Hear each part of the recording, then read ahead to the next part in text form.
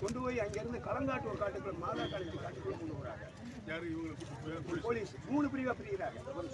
இந்த 3 பிரிவா பிரிச்சு 2 பேரா பிரிக்கிறாங்க ஆளுங்க. 3 பிரிவா பிரிச்சு 3வது ஆள் இங்க ஐயனார் கோயில் காட்டு கொண்டு வராங்க. இது ஏற்கனவே வெளியில கல்லை தூக்கி போட்டு உடைச்சு நொறுக்கியாச்சு. கல்லை தூக்கி போட்டு நெரிச்சு அடிச்சதுலதான் பையன் இறந்துட்டான். அதோட உடனே சிவகங்கை ஆஸ்பத்திரியில் வச்சாங்க. மணாமர் ஆஸ்பத்திரியில இருந்து சிவகங்கை ஆஸ்பத்திரி கொண்டு போனாங்க. சிவகங்கை ஆஸ்பத்திரியில் இறந்த உடனே நைட்டோட நைட்டா மதுரை கொண்டு இப்போ வந்து அந்த போலீஸ் வந்து 16 பேர் யாருமே அதில் தேவேந்திரன் மற்ற ஜாதியே கிடையாது. எல்லாமே அதை அடக்கம் பண்ணிட்டு சொல்லியே அடிச்சிருக்காங்க. தேவேந்திரன் அருவா எடுத்தோம்னா நாங்கள் எப்படி அருவா எடுக்கிறோன்னு சொல்லியே அடிச்சிருக்காங்க. எல்லாருக்கும் நீங்க ஆஃப் பண்ணாதீங்க. நான் தலைவர் பக்கத்துல தலைவர் கைக்குல இருந்தவன் நானு. சொல்லியே அடிச்சிருக்காங்க. சொல்லித்தான் காலை ஒடிச்சிருக்காங்க. தேவேந்திர அருவா எடுத்தா நாங்க எப்படி அருவா எடுக்கிறது? இப்ப இதுவரைக்கும் மினிஸ்டர் வந்தாரு, பாப்பாமட்டு போயிட்டாரு.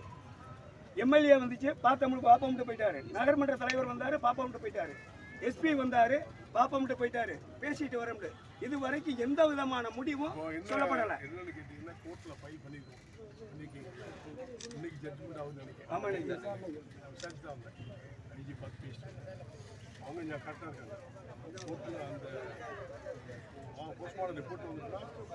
அடிச்சு உடைச்சான்னு சொன்னா ஒன்னு ரெடியா நீதிபதி மானாமரை நீதிபதிக்கு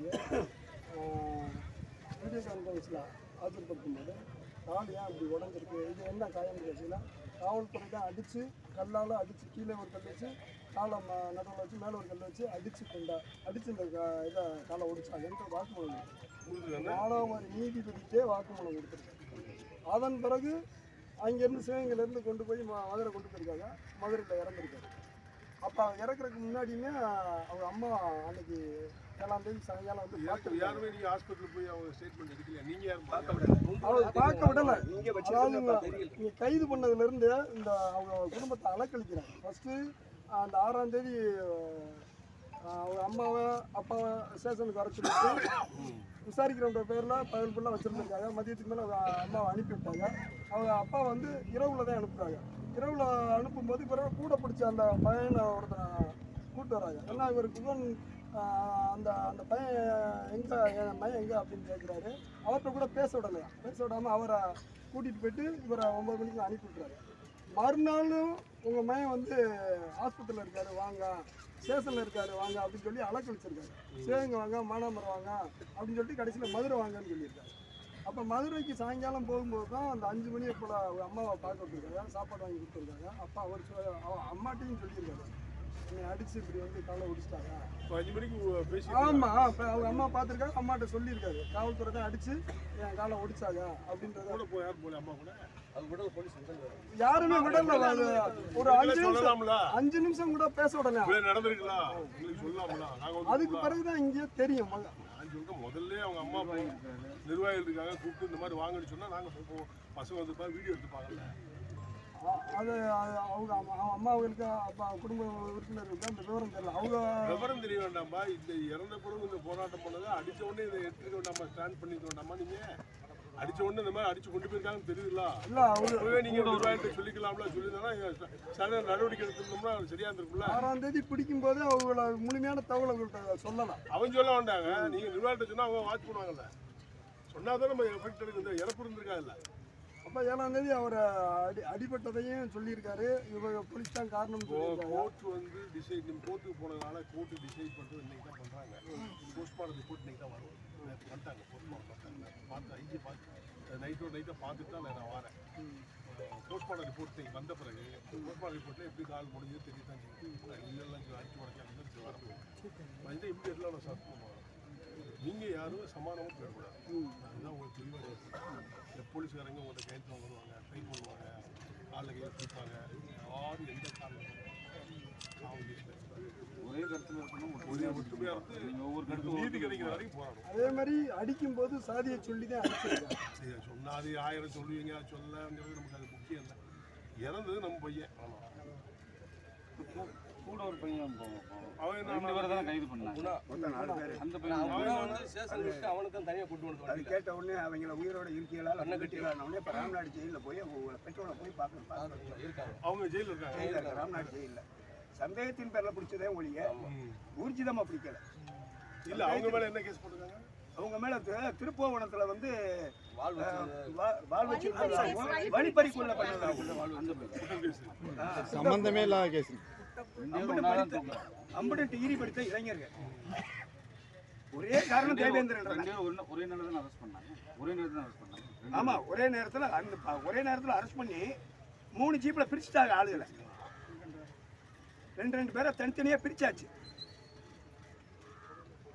பாலத்துக்கு பண்ணது டிஎஸ்பியா, எஸ்பியா, இன்ஸ்பெக்டர்?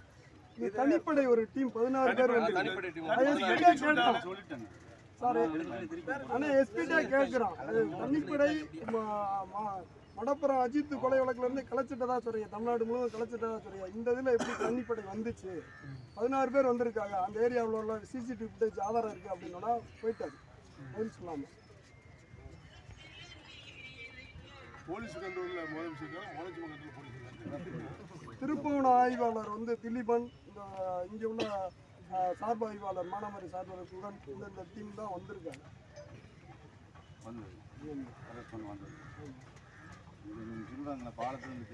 அதெல்லாம் பொய். அது பொய் தான். அவங்க எவ்வளோ கதை அந்த பாலத்துல இருந்து கீழே விழுந்தா மேம்பாலம், பசலை மேம்பாலம், ஒரு ட்ரெயினே கீழே போகும். அதுக்கு மேலதான் மேம்பாலம் இருக்கு. அங்கே விழுந்தா நொறுக்கி போயிடும். அந்த கருவலுக்கு அந்த பாலத்துக்கு கீழே வெறும் கருவை விழுந்திருந்தா முள்ளு உரசி இருக்கணும், கால் அடிபட்டு இருக்கணும். மற்ற கல்லு கிடக்கு, குடிக்காங்கன்னு கிடக்கு. கல்லு 1.5 இன்ச்சு ஜல்லி கிடக்கு. ஜல்லி ஊற்றி இருக்கணும், முள்ளு லிசி இருக்கணும். எந்த காயமும் இல்லை. காலை ஒடிச்ச. ஆமா, ஒரு ட்ரெயின் கீழே போகும். குறைஞ்சது 30 அடி உயரம் இருக்கும். 30 அடி இருக்கும். அதே பொய்னு தெரியுது. அதையே பேசுறாங்க. அதான் கேட்குறேன். பாலம் சொல்லி முடிக்கிறாங்க. பாலத்துக்கு முன்னே என்ன நடக்குது? இன்னொரு குற்றம் பாலத்துல விழுந்தான்னு சொல்றாங்க. பாலம் பார்த்து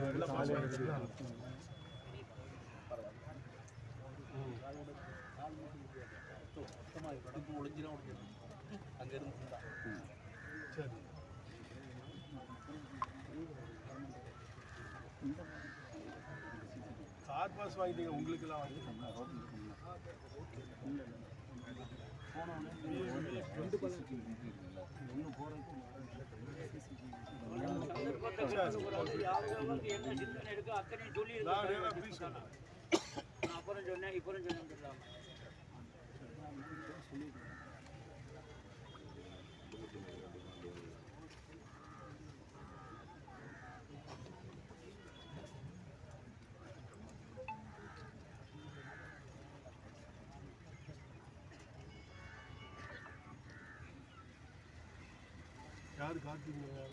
இந்த ஏரியாவில் மது விற்பனை, அது அந்த பிரச்சனை தொடக்கத்துக்கு அது ஒரு காரணம்.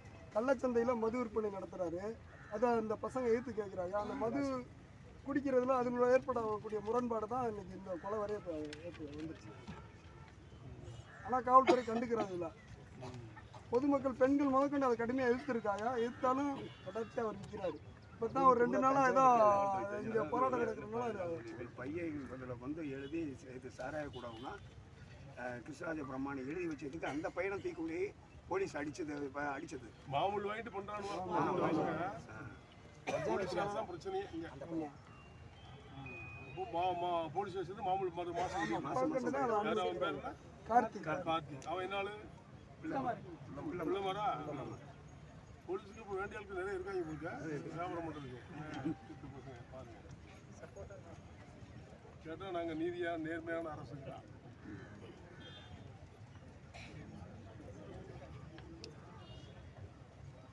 போராட்டம் நடக்கும். பிரதமர் மீட்டிங் இன்னைக்கு எனக்கு அவங்கள பார்த்துட்டு போனா மனக்கு வந்தேன். பார்த்துட்டு அது அவனை சஸ்பெண்ட் பண்ணுறவங்க இன்னைக்கு ரிப்போர்ட் வந்துருக்கோம். சாயங்காலம் தான் வரலாம் கேட்டோம். பார்த்துட்டு திருட கொடுத்துருவோம். போராட்டத்தை கொண்டு போங்க. யாரும் வாபஸ் வாங்க. வெவ்வேறு கருத்து ஒரு வரக்கூடாது. கான்ட்ரவர்சி உங்களுக்குள்ள அதில் மக்கள் உறுதியாக இருக்காங்க, ஒற்றுமையாக இருக்காங்க. இதுக்கு நீதி நீதி கிடைச்சா கிடைக்கிற வரை நம்ம மக்களுக்கு நீதி கிடைக்கும். எனக்கு நீதி கிடைக்கணும். இந்த 4 பேர் பொய் வழக்கு போட்டுருக்காங்க, அந்த வழக்கு ரத்து பண்ணணும். அது பேசி அந்த வழக்கை ரத்து பண்ணணும். ஏன்னா அம்புட்டு படித்த இளைஞர்கள் போட்டு நீங்க முன்னாடி தலைவர் கூட பயணிச்சிருக்கீங்க, சொன்னீங்க. ஒரு விஷயத்தை எடுத்தா ரொம்ப ஸ்ட்ராங்கா இருப்பாங்க. மாத்தி போற பேச்சுக்கு நம்மகிட்ட கிடையாது.